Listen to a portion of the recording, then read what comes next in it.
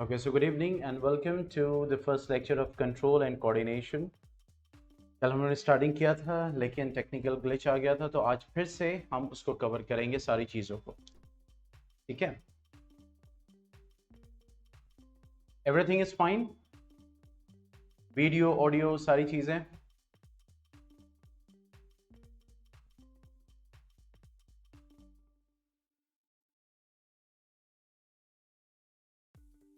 Okay, अब देखो, control and coordination chapter है हमारा, और इसमें हमें क्या स्टडी करना है कि कंट्रोल एंड कोऑर्डिनेशन है क्या, क्यों रिक्वायर है, और क्या ऑर्गन्स हैं जो इस सिस्टम को क्या करते हैं, वो बना रहे हैं, इस सिस्टम को, they are forming this particular system. Okay, अब अगर हम बात करें यहाँ पे कि जैसा कि हम जानते हैं कि हमारे एनवायरनमेंट में चेंजेस होते रहते हैं. ठीक है, और इन चेंजेस के अकॉर्डिंग उस ऑर्गेनिज्म को रिस्पॉन्ड करना है अपने सर्वाइवल के लिए. ठीक है, मेनली क्या है, अल्टीमेट टारगेट क्या है, अपने सर्वाइवल के लिए उसको क्या करना है, उसको रिस्पॉन्ड करना है. ठीक है, अब अलग अलग सिचुएशंस हैं. कभी पता चला कि सिचुएशन हॉट है, कभी सिचुएशन कोल्ड है, कभी लाइट ज़्यादा है, कभी लाइट कम है, कभी लाइट प्रेजेंट है, ज़्यादा कम की बात ही नहीं है, कभी लाइट क्या है, प्रेजेंट है. ठीक है, और कभी स्मेल है, कभी हमें टच करना, means there are lot of things which we have to do, which the organism has to experience. अपने आसपास चीज़ों को उसको एक्सपीरियंस करना है. पता चला गर्मी लग रही है तो हम क्या करते हैं, फैन ऑन करते हैं. क्यों फैन ऑन करते हैं? क्योंकि बाहर जो हीट है उससे क्या हो रहा है कि हमारे बॉडी का टेम्परेचर भी हाई हो रहा है. अब वो बॉडी का टेम्परेचर राइज होना, वो हमारी मेटाबॉलिक एक्टिविटीज के लिए विजिबल नहीं है. हमारी मेटाबॉलिक एक्टिविटीज जो हो रही हैं वो एंजाइम के मदद से हो रही हैं. ठीक है, तो इस वजह से पता चलेगा कि वो हीट जो है बॉडी टेम्परेचर राइज करेगा, तो एंजाइमेटिक एक्टिविटी जो होंगी वो क्या होंगी, वो इफेक्टेड होंगी. ठीक है, तो इस तरीके से क्या हुआ कि हमने पंखा चलाया और हमारी बॉडी टेम्परेचर को क्या किया, 37 डिग्री सेल्सियस तक किया, यानी नॉर्मल किया. ठीक है, जो कि रिक्वायर्ड है. तो हमने क्या किया, जो चेंजेस है उसके अकॉर्डिंग रिस्पॉन्ड किया. ठीक है, तो अब इसको रिस्पॉन्ड करने के लिए अब अलग अलग ऑर्गेनिज्म है. यूनिसेलर ऑर्गेनिजम्स हैं, मल्टीसेलर ऑर्गेनिज्म है. जैसे यूनिसेलर अमीबा हो गया, अमीबा हो गया, पैरामीशियम हो गया, बैक्टीरिया हो गया, ये सब हो गया. तो वो क्या करेंगे, उनको भी रिस्पॉन्ड करना है. फूड है, बहुत सारी चीजें हैं. ठीक है, उनको भी रिस्पॉन्ड करना है, उनको भी अपने आप को प्रोटेक्ट करना है, लेकिन वो जो रिस्पॉन्ड करेंगे that will be in a simple way. लेकिन जैसे जैसे ऑर्गेनिज्म, आपने देखा होगा प्लांट सनफ्लावर होता है. अब वो सनफ्लावर क्या करता है, वो उसका जो प्लांट है वो मूवमेंट करता है, यानी फ्लावर की पोजीशन चेंज हो रही है. क्यों ये चेंज हो रही है, क्योंकि वो किसी न किसी जो चेंज को रिस्पॉन्ड कर रहा है, जो कि इसके लिए रिक्वायर्ड है. हम देखते हैं कि बहुत सारे ऐसे प्लांट्स होते हैं, वो चढ़ते हैं, जैसे किसी वॉल के ऊपर चढ़ गए, या किसी स्टिक के ऊपर चढ़ गया, दूसरे प्लांट के ऊपर चढ़ गए, जिनको हम क्लाइंबर्स कहते हैं, बेसिकली कुछ रनर्स होते हैं. तो आपने देखा होगा कि उनमें क्या हो रहा है कि कुछ पार्ट है प्लांट का, मे बी लीफ, और मे बी यू कैन से स्टेम स्टेम टेंडल्स भी होती हैं, रूट टेंडल्स, लीफ टेंडल्स भी होती हैं. तो वो क्या कर रही हैं, वो हुक कर रही हैं जगह जगह, ताकि वो प्लांट जो है वो उसके ऊपर चढ़ सके. ठीक है, तो ये सब क्यों हमें दिख रहा है, क्योंकि ये जो ऑर्गेनिज्म है वो क्या कर रहा है, वो रिस्पॉन्ड कर रहा है. और जैसे जैसे कॉम्प्लेक्सिटी उसकी बढ़ेगी, ठीक है, जैसे जैसे वो ऑर्गेनिज्म मल्टीसेलुलर होगा और उसमें उसकी कॉम्प्लेक्सिटी बढ़ती चली जाएगी, तो होगा क्या कि जो ये सिस्टम है, क्योंकि उसके अंदर जो ऑर्गन है बेसिकली उसको कंट्रोल करने वाला कोई चाहिए. लेकिन अब आप कहेंगे सर, यहाँ पे तो हम नर्वस सिस्टम पढ़ते नहीं प्लांट में. यस, वहां पे हॉर्मोन्स होते हैं प्लांट के, प्लांट को नर्वस सिस्टम की जरूरत नहीं है. क्यों नहीं जरूरत है, वो हम पढ़ेंगे. तो वहां पे हॉर्मोन्स वर्कआउट करते हैं. ठीक है, ये सारे जितने चेंजेस होते हैं उनको रिस्पॉन्ड करने के लिए. ओके, तो ये चीजें हम देखते हैं. फिर हम जब एनिमल्स की तरफ बढ़ते हैं तो देखिए, सिंपल एनिमल्स हैं, पॉरीफेरेंस हैं, फिर आगे बढ़ रहे हैं तो ह्यूमंस तक जा रहे हैं. और वहां पे डिफरेंट डिफरेंट ऑर्गन्स हैं, क्योंकि हम ये जानते हैं कि अगर हमारे पास सेल, तो cell will form what, tissue. Okay, tissue will form what, organ. Organ will form what, organ system. ठीक है, An organ system will form what? Individuals. Several organ systems will form what? Organ system.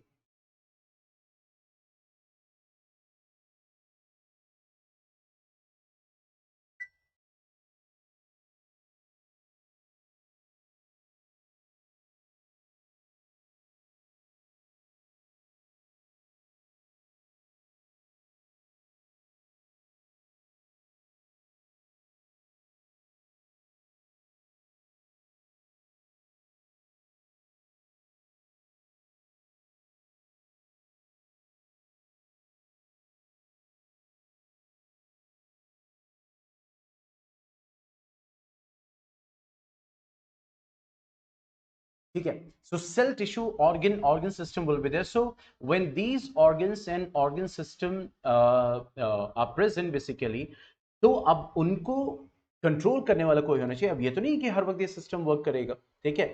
अब दूसरी चीज ये है कि अगर ये ऑर्गन सिस्टम वर्क, जैसे डाइजेस्टिव सिस्टम है, अब डाइजेस्टिव सिस्टम है, जब आप उसको फूड प्रोवाइड करोगे डाइजेस्टिव सिस्टम वर्क करेगा. ठीक है. लेकिन कुछ ऐसे सिस्टम्स होते हैं जहां पे आप रेस्ट भी कर रहे हैं लेकिन उनको परफॉर्म कर रहे हैं, just like respiratory system, circulatory system, nervous system. तो अब ये जो सिस्टम्स है बेसिकली जो हमारे बेसिक लाइफ प्रोसेसेस बना रहे हैं, जो हमने फर्स्ट चैप्टर में स्टडी किया था, तो उन सिस्टम को कंट्रोल करने वाला कोई चाहिए. ठीक है. ताकि वो परफॉर्म, क्योंकि डिफरेंट डिफरेंट ऑर्गन्स क्या कर रहे हैं, डिफरेंट डिफरेंट ऑर्गन्स क्या कर रहे हैं, वो फंक्शन कर रहे हैं ताकि वो सिस्टम फंक्शन कर सके. आपका ये ब्यूकल कैविटी है, फेरिंग्स है, ईसोफेगस है, स्टमक है, स्मॉल इंटेस्टाइन है, लार्ज इंटेस्टाइन है, ये सब वर्क कर रहे हैं ताकि डाइजेस्टिव सिस्टम वर्क कर सके. ठीक है. अब ये जो जितने organs,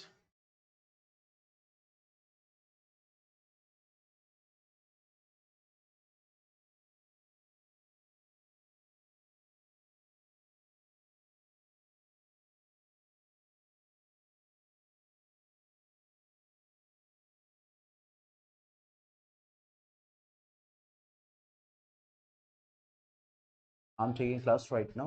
I will respond you later.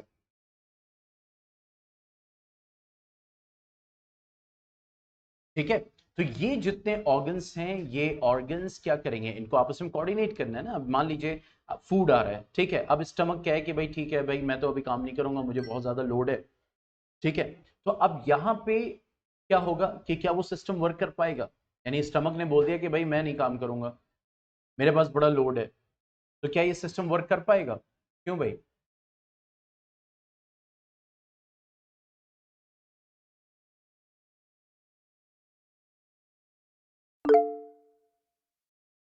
नहीं कर पाएगा. Divya, you have not join the lecture on Teachmint. ठीक है. तो अब यहां पे अगर हम बात करें कि अगर सिस्टम वर्क नहीं कर पाएगा, तो इसका मतलब इनको प्रॉपरली क्या करना है, कोऑर्डिनेट करने की जरूरत पड़ेगी. तो वो कोऑर्डिनेशन के लिए भी एक सिस्टम होना चाहिए ताकि ऑर्गन्स प्रॉपरली कोऑर्डिनेट कर सकें और वर्क कर सकें, ताकि वो इंडिविजुअल सर्वाइव कर सके. ठीक है. और डिफरेंट डिफरेंट सिचुएशंस के. तो इसीलिए जो चेंजेस होते हैं, क्योंकि मेन क्या है, जो चेंजेस है उनको रिस्पॉन्ड करना. तो the changes in the environment, the changes in the environment,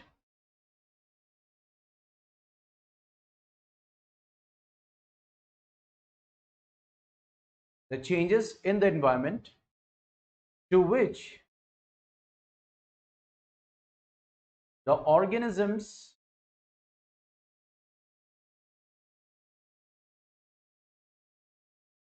respond and react are called stimuli. उनको हम stimuli कहते हैं या stimulus कहते हैं.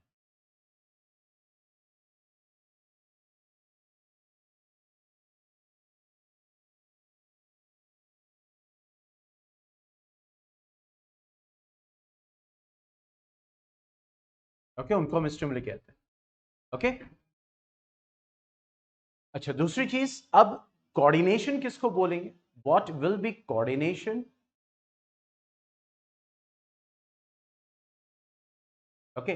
तो कोऑर्डिनेशन, ये जो जितने ऑर्गन्स हैं बेसिकली, ये प्रॉपर मैनर में वर्क करे ताकि जो एक पर्टिकुलर रिएक्शन है, क्योंकि देखो अब खाना जाएगा, उसका डाइजेशन होगा, तो अब ये खाना जैसे ही पहुंचा तो ये स्टिमुलस का काम करे जिससे आपका डाइजेस्टिव सिस्टम एक्टिवेट हो रहा है और सारा वर्क हो रहा है। तो एक पर्टिकुलर रिएक्शन, एक पर्टिकुलर स्टिमुलस को प्रोड्यूस करने के लिए, अब देखो उस पर्टिकुलर, जैसे मिसाल के तौर पर कि बहुत तेज रोशनी होती है तो हम क्या करते हैं, हम यूं आंख रख लेते हैं, मतलब हाथ रख लेते हैं या फिर अपना यहाँ पे हाइड करते हैं, ठीक है।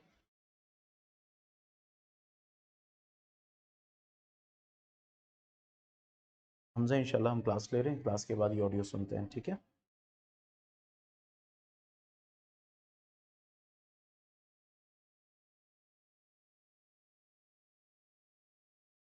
ओके, तो अब यहां पे क्या है कि जैसे ही तेज लाइट हुई तो क्या हुआ, हमने रिस्पॉन्ड किया फौरन। हमने ऐसे क्यों किया, क्योंकि जाहिर सी बात ये ब्राइट लाइट हमारे आंख के जो रेटिना है उसमें जो सेल्स हैं उनको क्या कर देगा, कोन सेल्स, रॉड सेल्स, उनको क्या कर देगा, डिस्ट्रॉय कर देगा।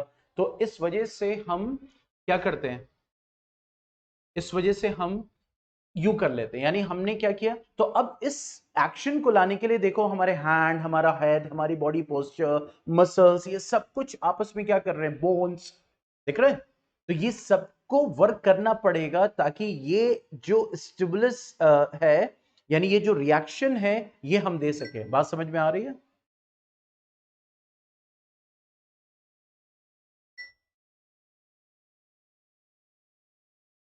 ठीक है, तो वही चीज कि the working together,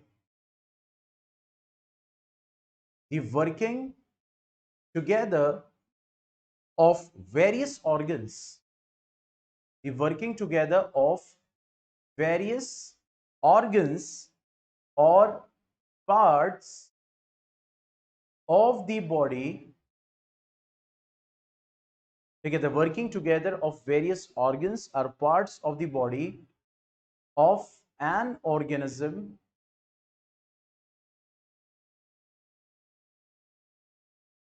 of an organism in a proper manner to produce proper reaction or stimuli is called coordination, called coordination। तो हम क्या बोलते हैं, कोऑर्डिनेशन, यानी सारे पार्ट्स का एक साथ काम करना, एक प्रॉपर मैनर में काम करना, ताकि जो पर्टिकुलर रिएक्शन ये स्टिमुलाई है उसको हम क्या कर सके, प्रोड्यूस कर सके। ठीक है, इसको हम कोऑर्डिनेशन कहते हैं। ओके, तो इसीलिए प्रॉपर कोऑर्डिनेशन के लिए अगर हम हायर एनिमल्स की बात करें, हायर एनिमल्स की, तो वहां पे दो system required, one is nervous system and another one is endocrine system. Another one is what? Endocrine system. Nervous system and endocrine system, that is both. Higher animals की अगर हम बात करें, endocrine system जिसको हम hormonal system कहते हैं, ठीक है। प्लांट्स में बात करेंगे तो प्लांट्स में सिर्फ hormones, there no nervous system required for that. Okay, क्योंकि अब बात यही आती है भाई प्लांट्स में क्यों नहीं जरूरत है, why it is not required. कुछ सजेशन दे सकते हैं?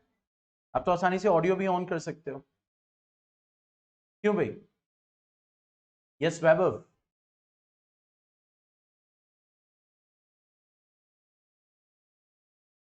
कुछ सजेशन दे सकते क्यों प्लांट्स में नर्वस सिस्टम रिक्वायर्ड नहीं है? तो वो भी एक मल्टी सेलर ऑर्गेनिज्म है, लेकिन वहां पे नहीं रिक्वायर्ड है।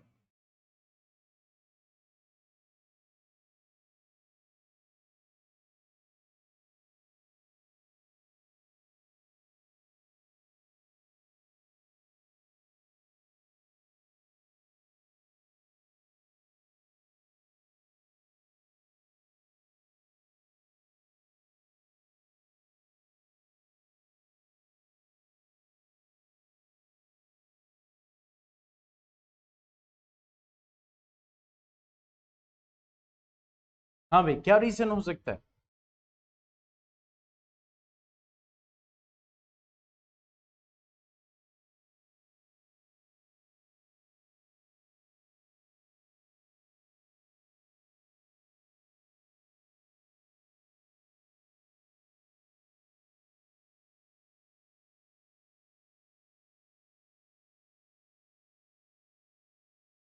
अच्छा, देखो ये रीजन है कि देखो प्लांट को अगर देखोगे वो भी मल्टीसेलुलर, एनिमल भी मल्टीसेलुलर, लेकिन एनिमल्स क्या करते हैं, लोकोमोट करते हैं, इधर उधर मूव करते रहते हैं भाई, प्रोटेक्शन के लिए, शेल्टर के लिए, फूड के लिए, एंजॉयमेंट के लिए। ठीक है, तो उसका जो सराउंडिंग है वो कॉन्टिन्यूस बेसिस पे चेंज होता रहता है। ठीक है, समझ रहे हैं? यानी उसका जो स्टिमुलस है, यानी जिसको वो रिस्पॉन्ड करेगा, जैसे यहां लिखा ना,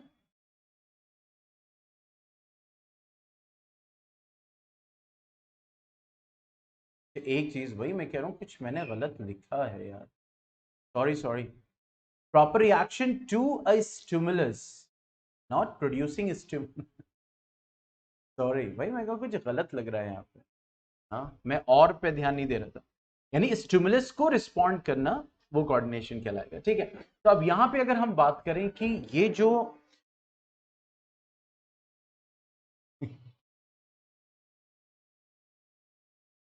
ये जो ऑर्गेनिजम्स हैं बेसिकली, ये प्लांट्स की हम बात करें, तो एनिमल्स को अगर देखेंगे तो वो चेंज कर रहा है, अपने एनवायरनमेंट को चेंज कर रहा है, उसकी सराउंडिंग चेंज हो रही है। कभी पता चला कि बारिश होने लगी, कभी जो है वो धूप निकल आई, या फिर कोई आपको कॉल कर रहा है, ठीक है, आप बुला रहा है, या आप देख रहे हो अच्छा बहुत अट्रैक्टिव लग रहा है, उसकी तरफ आप मूव कर रहे हो। ठीक है, आपको एक प्लांट बहुत अच्छा लगा तो आप, अब वो एक स्टिमुलस रहा जिसपे अब आपने रिएक्ट किया, अब आप उसकी तरफ मूव करना शुरू किए। तो ये सब एनिमल्स के साथ चलता रहता है, यानी स्टिमुलस जो है वो कंटिन्यूअसली चेंज, जिसकी वजह से आपका रिस्पॉन्स चेंज करता रहता है। ठीक है, अब यहीं पे देख लो मैं क्लास ले रहा हूं, अब पता चला यहाँ पे एक मास्टर स्क्रीन लगी है, लैपटॉप लगा हुआ है, यहाँ पे पता चला बीच में मैसेज भी आ रहा है, उसके बाद कंटेंट को भी ऑर्गेनाइज करके पढ़ाना है, तो बहुत सारी चीजें चल रही हैं। अब यहाँ पे कोई ऐसा मैसेज आएगा, फॉरन एरर लिख के आ जाएगा, your class is not responding, तो फॉरन मेरा ध्यान उधर जाएगा। तो ये क्या है, वो जो स्टिमुलस है उसकी तरफ मैंने रिएक्ट किया। तो प्लांट्स का क्या है ना, प्लांट्स एक जगह फिक्स है। कंपैरेटिवली अगर एनिमल से कंपेयर करेंगे तो उसका जो सराउंडिंग है बेसिकली वो ऑलमोस्ट सेम है, उसको ज्यादा रिस्पॉन्ड नहीं करना है इन टर्म्स ऑफ एनिमल्स। इस वजह से वहां पे नर्वस सिस्टम की रिक्वायरमेंट नहीं है। हाँ, जाहिर सी बात, उसको भी कोऑर्डिनेट करना है, उसको भी रिस्पॉन्ड करना है, तो वहां पे हार्मोनल सिस्टम प्लांट में फाइटो हार्मोन्स होते हैं, वो वर्क करेगा और वो जो है सारी चीजों को परफॉर्म करेगा। That's why we don't require that nervous system in plants, okay, and the plants don't have that nervous system, okay। अब देखो, अब बात करें अगर कोऑर्डिनेशन इन एनिमल्स की, जैसे मैंने कहा कि एनिमल्स में अगर कोऑर्डिनेट कराना है तो दो सिस्टम हायर एनिमल्स में रिक्वायर्ड है। तो बार बार हम हायर एनिमल्स की बात कर रहे हैं और उन्हीं को ही पढ़ेंगे, स्पेशली उसमें ह्यूमन को पढ़ा जाएगा। One system is what, nervous system, and one system is what, nervous system, and next one is endocrine system।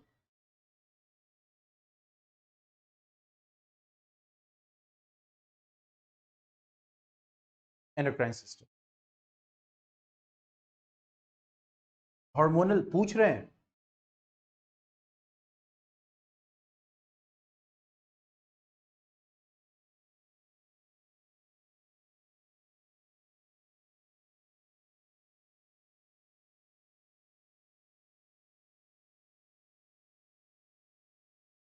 Yes exactly, endocrine system is all about hormones in animals. सब पढ़ेंगे अभी last में, nervous system पहले पढ़ेंगे, फिर endocrine system पढ़ेंगे, फिर coordination in plants पढ़ेंगे। ठीक है, तो जैसे मैंने कहा कि कोऑर्डिनेशन एनिमल्स, अगर हायर एनिमल्स की बात करें तो what about lower animals, lower animals में क्या होगा, कुछ बता सकते हैं? जैसे पॉरीफेरेंस हो गए, पॉरीफेरेंस हो गए, सीलेंट्रेट्स हो गए, ठीक है, टीनोफोरंस हो गए, क्या होगा इनमें? प्लेटीहेल्मिन्स हो गया, एस्केल्मिन्स हो गया, क्या होगा? हम्म,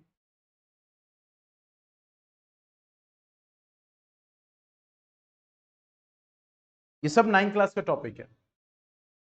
देखो, अगर हम बात करें इस नर्वस सिस्टम की बेसिकली, तो चूंकि ये एनिमल्स सिंपल एनिमल्स हैं, यानी कुछ का तो सेलुलर लेवल ऑफ ऑर्गेनाइजेशन है, कुछ में टिश्यू लेवल ऑफ ऑर्गेनाइजेशन है, ऑर्गन्स है ही नहीं, ठीक है, कुछ में अब आगे जब बढ़ेंगे तो उसमें ऑर्गन सिस्टम आपको मिलेगा, लेकिन अब एस्केलमेंट्स में जाएंगे, नेमाटोड्स में जाएंगे, that is the same thing, that is annelids में जाएंगे।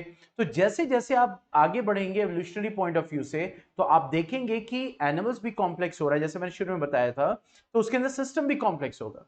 जैसे शुरू में तो आपको क्या मिलेगी, जैसे पॉरीफेरेंस है, इसमें तो सिस्टम होगा ही नहीं, ठीक है, ऑर्गन्स भी होगा ही नहीं। और जैसे जैसे आप बढ़ेंगे आगे तो पता चला simple neurons, simple cells acting as neurons, they are working, क्योंकि सिंपल एनिमल्स है, ज्यादा जो है वर्किंग है नहीं, ज्यादा इनको जो जो इनका जो मैकेनिज्म है, जो फंक्शन है वो दैट इज नॉट कॉम्प्लेक्स। लेकिन और आगे बढ़ेंगे तो अब नर्वस सिस्टम धीरे धीरे न्यूरॉन्स मिलके जो है वो सिंपल सिंपल नर्वस सिस्टम बनाएंगे, और धीरे धीरे आगे हम बढ़ेंगे, जब मैमल्स पे आएंगे, स्पेशली ह्यूमंस पे आएंगे, तो वो सारा सिस्टम कॉम्प्लिकेटेड होता चला जाएगा। ठीक है, we will have a well develop that you can call it the nervous system. Okay, तो नर्वस सिस्टम जो कि न्यूरॉन्स को कंसिस्ट करता है, मतलब मेनली न्यूरॉन्स का बना होगा, ठीक है, और जाहिर सी बात है न्यूरॉन्स होंगे, फिर उसके बाद वो डिफरेंट डिफरेंट पार्ट्स, हम सेंट्रल नर्वस सिस्टम, ये सारी चीजें स्टडी करने वाले हैं इसमें। और अगर एंडोक्राइन सिस्टम की बात करें तो specially it is talking about what, hormones which are secreted by which are secreted by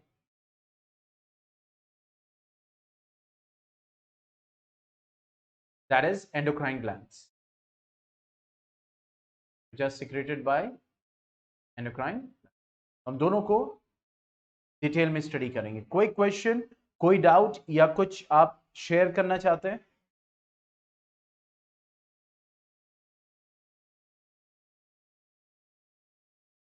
anything that you want to से?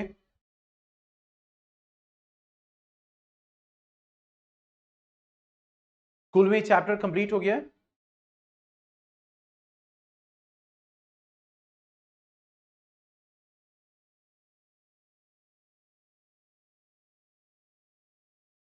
अच्छा, चलो सबसे पहले हम स्टार्ट करेंगे, दैट इज नर्वस सिस्टम। ठीक है, तो अब नर्वस सिस्टम, यहाँ पे ह्यूमन नर्वस सिस्टम की हम बात कर रहे हैं, तो सबसे पहले अगर नर्वस सिस्टम की बात करेंगे तो स्पेशली हम न्यूरॉन्स की बात करेंगे, फिर स्ट्रक्चर ऑफ न्यूरॉन की बात आएगी, फिर हम ह्यूमन नर्वस सिस्टम की बात करेंगे स्पेसिफिकली। ठीक है, तो अगर नर्वस सिस्टम को देखा जाए तो this nervous system is made of, okay, these are made of what, neurons, या फिर जिनको हम क्या बोलते हैं, नर्व सेल्स। क्या बोलते हैं, nerve cells. They are made of what, neurons, और they are called what, the nerve cells. Okay, बात समझ में आ रही है?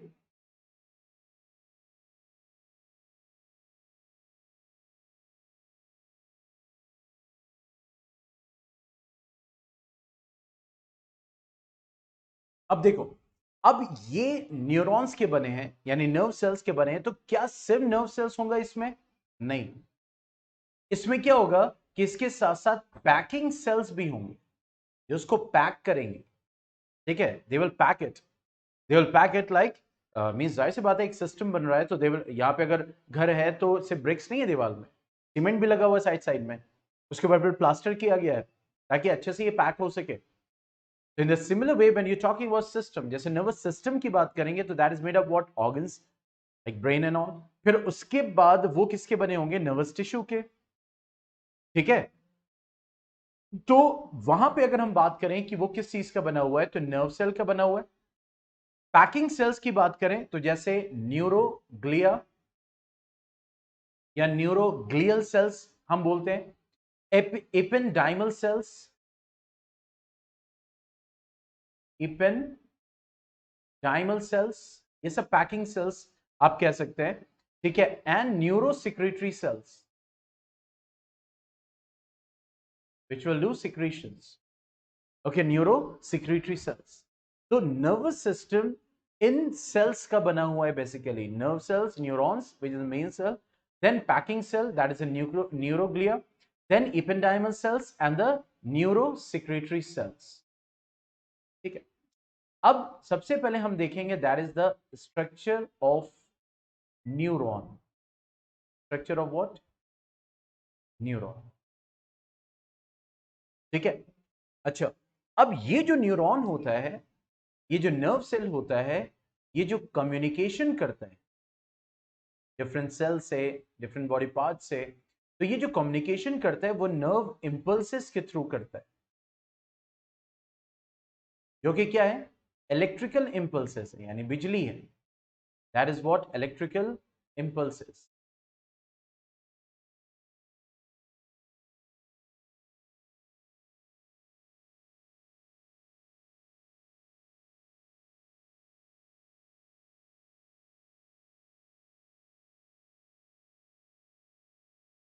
ठीक है।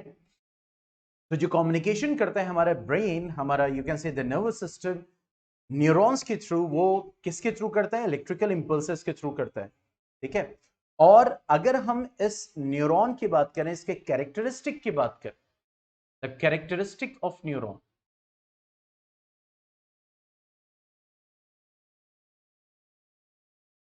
हम जनरल बात कर रहे हैं। ठीक है। They do not divide. इसलिए कहा जाता है कि जो बच्चा होता है डेवलपमेंट से पहले, यानी बर्थ से पहले, जो उसका ब्रेन उसका डेवलप प्रॉपर वे में होना जरूरी, क्योंकि after birth now it will not show further, you can say the division and development तो होगा, ब्रेन में तो डेवलपमेंट होगा, लेकिन वो जो चीज है कि neurons and nerves and all everything, वो सब कुछ प्रायर टू बर्थ बन जाना चाहिए। ठीक है। because they do not what, they do not that is divide. So shortly after birth, okay, new neurons do not develop.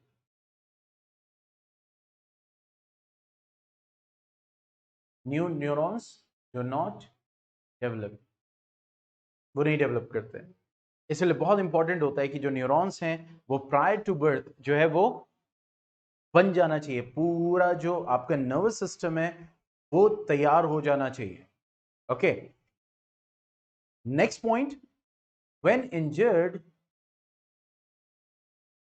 When injured they are not repaired. When injured they are not repaired. इसलिए बड़ा ध्यान देना होगा कि भाई injury न के बराबर हो। ठीक है। Now they utilise glucose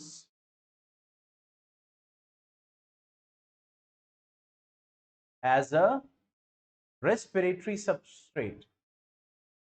respiration करने के लिए, ताकि उनको एनर्जी मिले, तो वो ग्लूकोज को यूटिलाइज करते हैं। These neurons they utilise what, glucose, और they will die if they will be deprived of oxygen for 5 minutes। 5 मिनट तक ऑक्सीजन नहीं मिली तो क्या होगा, they will what, die basically. ठीक है। So these are the characteristics which are associated with what, that is neuron. ठीक है, आगे बढ़ा जाए।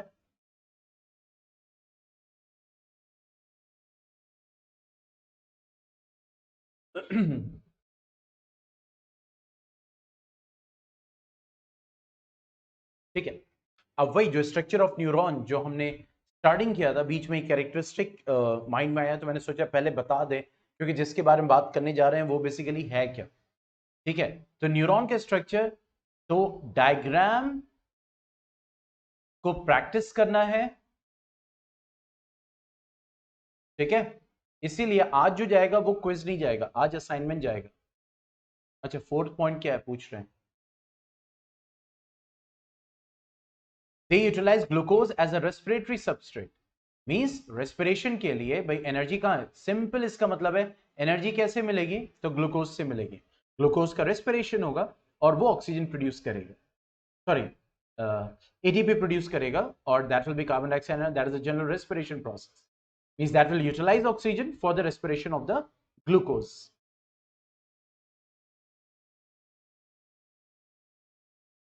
Okay, any more question, any more doubt?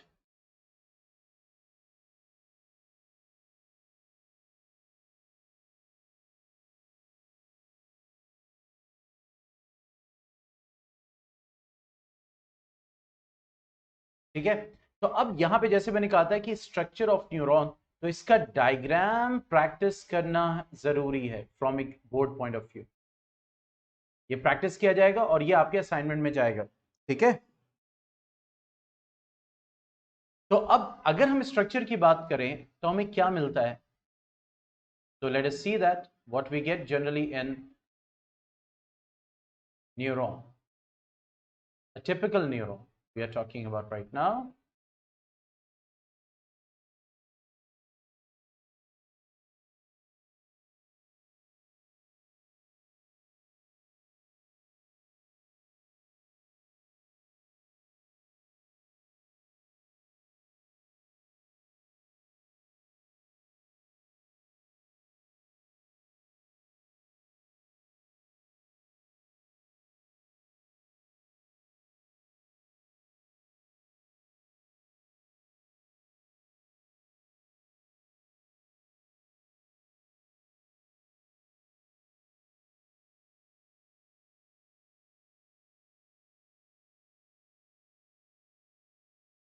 ठीक है, तो अगर हम टिपिकल न्यूरॉन की बात करें बेसिकली, तो इसके क्या होता है, दो पार्ट्स होते हैं। ये कहलाता है cyton, that is called what, the cyton, okay. और means that is also known as cell body, that is also known as cell body, cyton. और ये जो पार्ट है basically that is called what, axon. और यहां पे ये जो है क्या है, ये टर्मिनल मींस अगर हम बात करें इनकी, तो ये एंड है न्यूरॉन के, जो कि नेक्स्ट न्यूरॉन को क्या करेंगे, जाके कनेक्ट करेंगे, they will connect to the next neuron basically, ठीक है।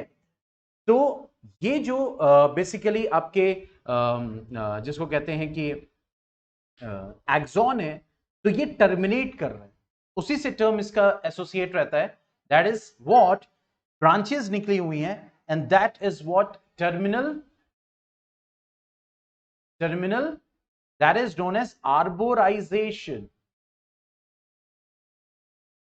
terminal arborization।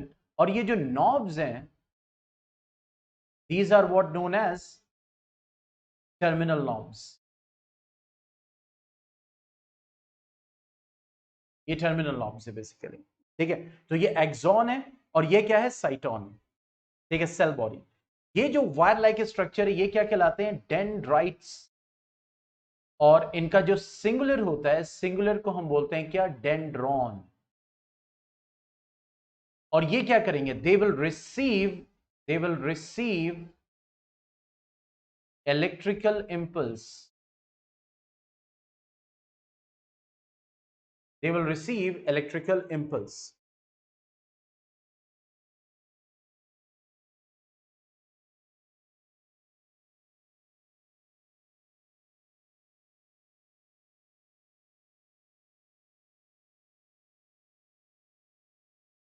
ओके, ठीक है। तो they receive electrical impulse basically. फिर उसके बाद यहां पे जो सेल बॉडी है, इसमें ये जो पार्ट है, this is what, this is called neuroplasm, this is called what, neuroplasm. ये क्या है, ये इसका न्यूक्लियस है, ठीक है। और यहां पे स्पेशल ग्रेन्यूल्स होते हैं, and that is what, Nissl's granules. इनको क्या बोलते हैं, Nissl's granules. And they are like what, the ribosomes basically, protein synthesis. जैसे नॉर्मल सेल में क्या होता है, राइबोसोम होता है प्रोटीन सिंथेसिस करने के लिए, तो वैसे ही यहां पे क्या है, ये that is what, the Nissl granules, okay. और ये निजल ग्रेन्यूल्स न्यूरोप्लाज्म में होते हैं, साइटोन मतलब साइटोन वाले हिस्से में होंगे। ये निजल ग्रेन्यूल्स तुम्हें एक्सॉन में नहीं मिलेंगे, ठीक है। अब आगे बढ़ते हैं, ये इसको कहते हैं एक्सोलेमा। एक्सॉन की जो सेल मेम्ब्रेन है उसको एक्सोलेमा कहते हैं, और जो साइटोन की जो है उसको हम बोलते हैं न्यूरोलेमा। न्यूरोलेमा, न्यूरोप्लाज्म, एक्सोलेमा। और इसका जो means you can say the fluid content all, that is known as what, axoplasm. इसको एक्सोप्लाज्म कहते हैं, ठीक है। इसी तरीके से अगर देखा जाए तो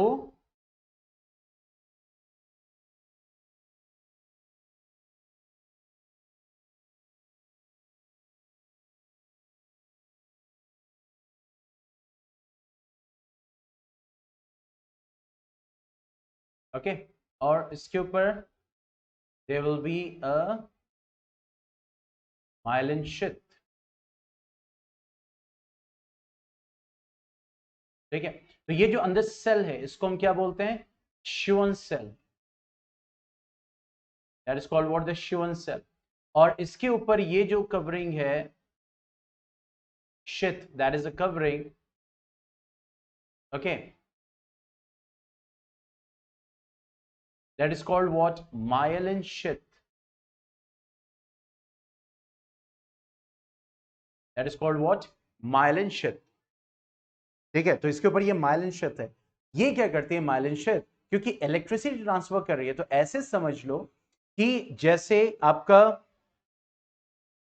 वायर होता है, जब उसमें इलेक्ट्रिसिटी ऊपर एक प्लास्टिक की कोटिंग होती है ना, उसी तरीके से यहां पे ये फैट की माइलिन शीथ की कोटिंग है, ताकि जो इलेक्ट्रिकल सिग्नल ट्रांसफर कर रहा है from dendrite to cyton then axon to terminal knob, तो वहां पे लॉस ऑफ इलेक्ट्रिकल इंपल्स ना हो, to prevent loss of electrical impulse, इसलिए होता है to prevent the loss of electrical impulse. Okay, यहां तक बात समझ में आ गई?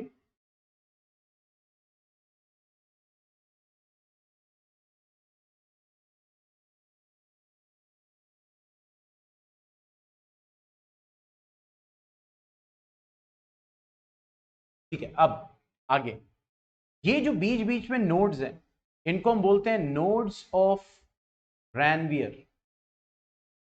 इसको हम क्या बोलते हैं? Nodes of Ranvier. अगर मैं आपको दिखाऊं, यानी माइलिन शीथ, न्यूरोलेमा और इसकी कवरिंग को लेके,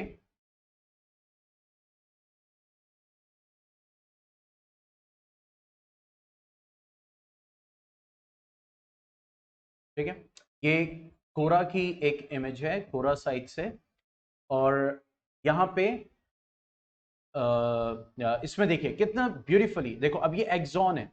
ठीक है, तो देखो यहां पे ये एक्सोप्लाज्म शो कर रहा है। ओके, और फिर इसकी एक लेयर है जो मेम्ब्रेन है, इसको हम क्या बोल रहे हैं? That is axolemma. अब उसके ऊपर ये कवरिंग है। ठीक है, तो देखो ये जो कवरिंग है ये क्या है? न्यूरोलेमा है। ठीक है, कवरिंग क्या है? न्यूरोलेमा है। और उसके अंदर क्या है? There is a myelin sheath. और ये क्या है? That is a Schwann cell. इस तरीके से होता है। और यहां पे अब नेक्स्ट है, तो ये जो बीच में जगह होता है इसको हम बोलते हैं नोड ऑफ रैनवियर। क्या बोलते हैं? Node of Ranvier. तो अगर देखा जाए बहुत डिटेल में, जैसे कि यहां पे बना हुआ है कि भाई आपका ये एक्सोन है, एक्सोप्लाज्म हो जाएगा, फिर एक्सोलेमा, और फिर यहां पे कवरिंग है। ठीक है, तो this one is what? The myelin sheath, जो मैंने अभी यहां पे बनाया है। हालांकि यहां पे अब जगह नहीं बची, मुझे और थोड़ा सा पतला बनाना चाहिए। फिर उसके बाद वो क्या है? शोन सेल है, देखो। ठीक है, and there is a covering which is having that Schwann cell, वो क्या है? that is neurolemma. Okay, that is neurolemma, sorry, neurolemma। कभी कभी कुछ टर्म्स निकल जाते हैं। ठीक है, न्यूरोलेमा। तो यहां पे, तो अगर यहां पे हमने बनाया there is a Schwann cell, इसके ऊपर ये कवरिंग है। ठीक है, तो माइलिन शीथ यहां पे अगर दिखाया जाए, और ये क्या हो जाएगा? दैट इज द, इसीलिए मैंने इसको डिटेल में दिखाया, क्योंकि यहां पे हम नहीं कर सकते, बना नहीं सकते। ठीक है, तो नोड्स ऑफ रेनवियर ये बीच बीच में जगह होती है, यहां पे जो नोड्स ऑफ रेनवियर दिखाता है। फिर उसके बाद ये श्वान सेल हो गया, माइलिन शीथ हो गई, और उसके बाद न्यूरोलेमा हो गया। ठीक है, बात समझ में आ गई? Structure of a typical neuron, ये न्यूरोलेमा हो गया, ये श्वान सेल हो गया। ठीक है, और ये हो गई माइलिन शीथ।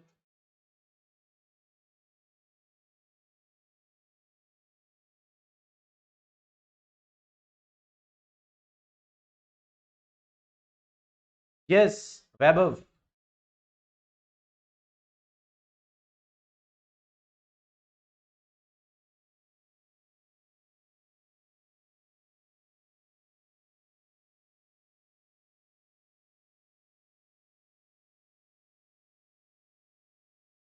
ठीक है, तो यहां तक हमने समझा कि न्यूरॉन का टिपिकल स्ट्रक्चर क्या है और क्या क्या कंपोनेंट्स उसमें प्रेजेंट रहते हैं।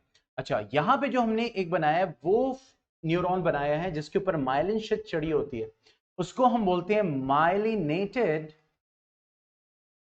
नर्व फाइबर, जिनकी परसेंटेज मैक्सिमम होती है नर्वस सिस्टम में।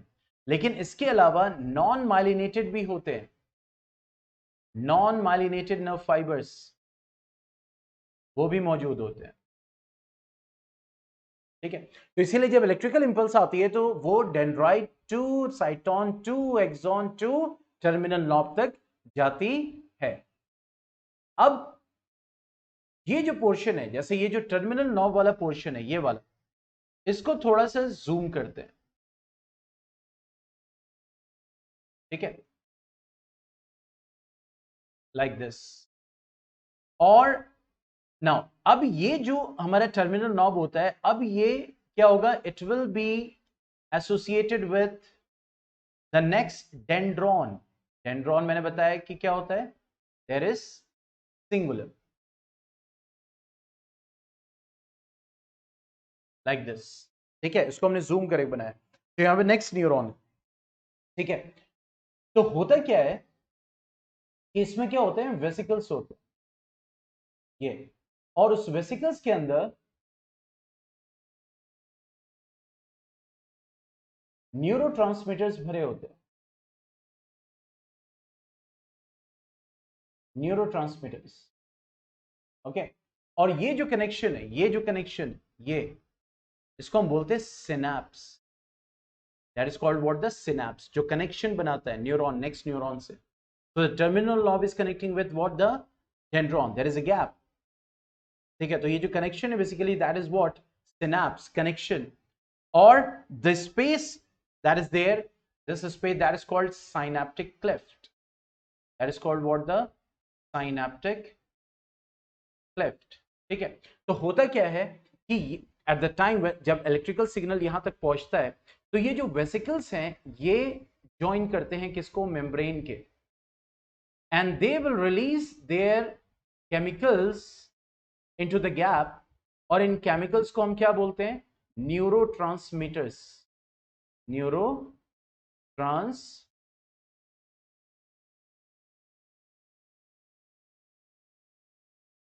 न्यूरोट्रांसमीटर्स। ठीक है, उनको हम क्या बोलेंगे, न्यूरोट्रांसमीटर्स बोलेंगे। ठीक है, जैसे एक एग्जांपल मैं दे रहा हूं, that is ACH, which is acetyl choline, acetyl choline।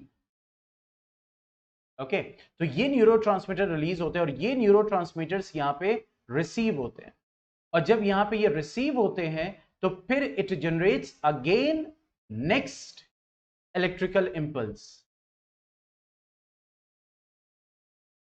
ठीक है, इसीलिए सिनेप्स में क्या हो रहा है, केमिकल इन्वॉल्व है, न्यूरोट्रांसमीटर इन्वॉल्व है, इसको हम बोलते हैं क्या, chemical synapse. That is called what, chemical synapse. ठीक है, तो उसको हम केमिकल सिनेप्स बोलते हैं। व्हाई, क्योंकि यहां पे न्यूरोट्रांसमीटर केमिकल्स रिलीज हो रहे हैं and they are conducting, they are taking that electrical impulse from one neuron to the next. इसलिए कहते हैं कि जो इलेक्ट्रिकल इंपल्स है वो डेंड्रॉन से आपके टर्मिनल नॉब तक पहुंचता है। ठीक है, और फिर वहां से नेक्स्ट न्यूरॉन पे ट्रांसफर होता है, और in that way it goes on in the whole nerve fibre, क्योंकि न्यूरॉन्स है वो पैक होके फाइबर बनाएंगे। ठीक है, and fibre will make up the tissues, tissues will make up what, the nervous system.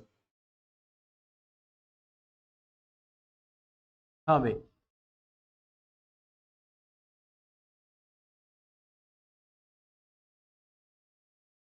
कोई डाउट, कोई क्वेश्चन,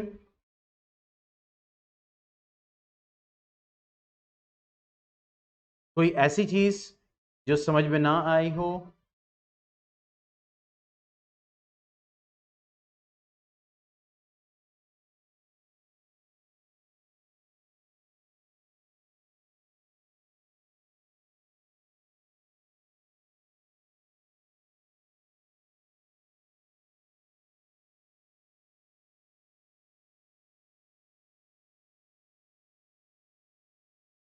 यस वैभव।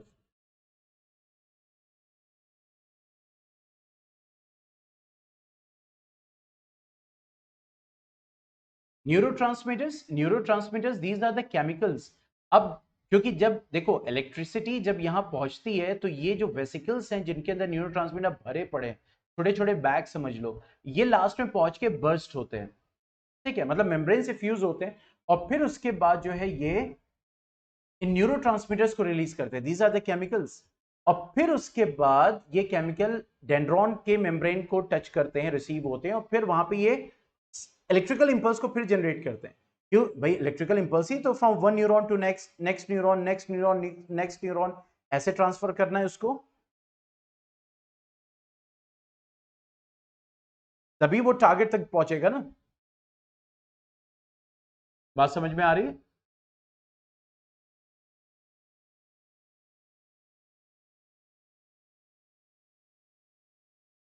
ठीक है, इसीलिए अब क्वेश्चन ये उठता है कि भाई क्या ये जो टर्मिनल नॉब है क्या हमेशा ये डेंड्रॉन से कनेक्टेड रहेंगे? नहीं, ये डेंड्रॉन से तब कनेक्टेड रहेंगे जब वो न्यूरॉन टू न्यूरॉन सारी चीजें कनेक्ट हो रही हैं। लेकिन भाई ये जो नर्वस सिस्टम है भाई ये क्या करेगा, वो अल्टीमेटली जाके किसी ऑर्गन या ग्लैंड या फिर जो मतलब जो टिश्यूज हैं भाई, जो मस्कुलर टिश्यूज है उससे कनेक्ट होगा। तो ये जो डेंड्रॉन मतलब ये जो टर्मिनल लॉब है, या तो ये नेक्स्ट न्यूरॉन को कनेक्ट कर जाएगा, सिनेप्स बनाएगा, कनेक्शन बनाएगा नेक्स्ट न्यूरॉन से, ठीक है, या फिर ये अल्टीमेटली ग्लैंड्स, यानी न्यूरॉन न्यूरॉन न्यूरॉन न्यूरॉन, अब वो पहुंच के किसी ना किसी ग्लैंड को टच करेगा, ठीक है, मींस वो जो एंड होगा उसका वो किसी ग्लैंड को टच करेगा, ठीक है। इसी तरह जैसे मिसाल के तौर पर मसल्स, ताकि वो न्यूरोमस्कुलर जंक्शन को बना सके, ठीक है। तो ये जो नर्व फाइबर्स हैं बेसिकली, जो फाइबर्स होंगी basically that will and in next neuron या फिर ग्लैंड्स या फिर मसल्स या फिर डिफरेंट ऑर्गन्स। मसल्स हैं तो जाहिर सी बात उसमें ऑर्गन, लेकिन मैंने स्पेसिफिकली यहां अलग से लिख दिया, ठीक है। इस तरीके से क्या होगी, दैट विल एंड। तो न्यूरॉन से नेक्स्ट न्यूरॉन तभी जब वो नर्वस सिस्टम में रन करेगी, लेकिन नर्वस सिस्टम जब एंड करेगा तो किसी ना किसी मसल्स, किसी ना किसी ऑर्गन, किसी ना किसी ग्लैंड में ही तो एंड करेगा, क्योंकि इफेक्ट तो वहीं शो करना है उसको। और जहां पे नहीं पहुंच पाता है तो वहीं पे एंडोक्राइन सिस्टम हार्मोन्स वर्क करते हैं, ताकि वो उस मैसेज को, सिग्नल को आगे पहुंचा सके और बॉडी कंट्रोल और कोऑर्डिनेट कर सके, जो हम आगे पढ़ेंगे। तो ये बताओ, स्ट्रक्चर ऑफ न्यूरॉन में कोई दिक्कत?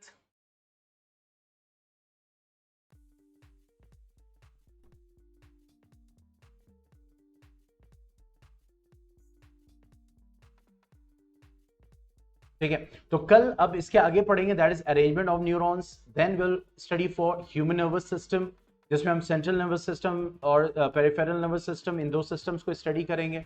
फिर उसके बाद हम देखेंगे रिफ्लेक्स एक्शन क्या होता है और नर्वस सिस्टम, क्योंकि ये नर्वस सिस्टम जब खत्म होगा फिर हम एंडोक्राइन सिस्टम पढ़ेंगे, फिर हम कोऑर्डिनेशन इन प्लांट्स पढ़ेंगे, ठीक है। तो कल मोस्ट प्रोबेबली क्लास का टाइम 10 बजे, ठीक है, 10 o'clock रहेगा, मैं ऑफिशियल मैसेज भी कर दूंगा, अगर उसको देख जरूर लीजिएगा, नहीं मैंने 10 बोल दिया है तो 10 में भी कोई मुझे काम आ जाए या कुछ आ जाए, तो इसीलिए मैं कह रहा हूँ ऑफिशियल मैसेज आएगा तो उस पर भी टाइम एक बार देख लीजिएगा।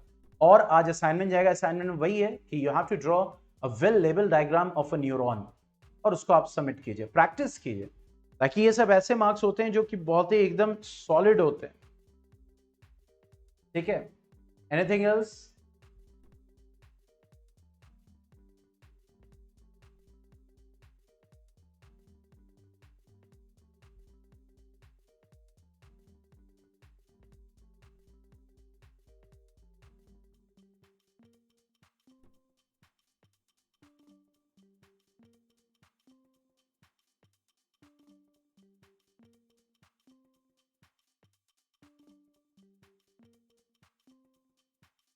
नहीं, मैंने कहा वेल लेबल्ड, एनसीईआरटी में जरूरी कि वेल लेबल्ड हो, वेल लेबल्ड समझ रहे हो ना मैंने क्या बनाया है?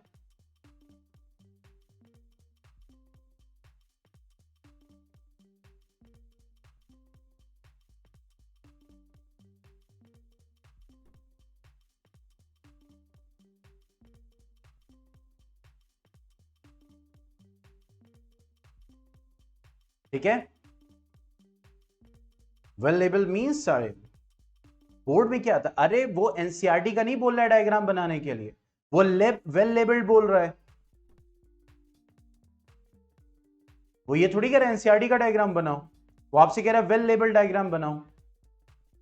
वेल लेबल्ड का मतलब वेल लेबल्ड, जिसमें सारी डिटेल्स आप उसको बना के दें अच्छे से। ठीक है, वो ये नहीं कह रहा draw well labelled diagram of NCERT. ठीक है, चलो फिर ओके देन, कल मिलते हैं, गुड बाय, टेक केयर।